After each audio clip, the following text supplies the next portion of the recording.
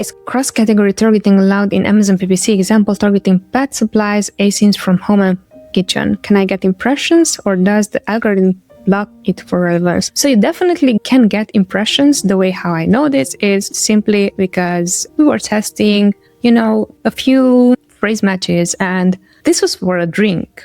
And it was a natural drink, green type of drink. Now, we got clicks and lots of clicks for green sweater, which makes me believe that, yes, Amazon does want to consume our money. So in this case, we came up for search terms that are really not relevant to our listing. It was not within the listings. It was an indexing thing. And that's why Amazon thought, I saw in the listing that it says green sweater, and I'm going to run ads for that. So yes, there is 100% a way to get that. Again, we just discovered this because it was a too broad of a match. It was a broad modified match, which basically means that we had the keyword green, so the root green, like with the plus sign in front, and for that we triggered lots of non-relevant terms to our product. And this is the way how we found out that yes, actually Amazon is going to cross-sell or cross-target your product if you allow it to, and if you have just that keyword and you have nothing negative on the keyword.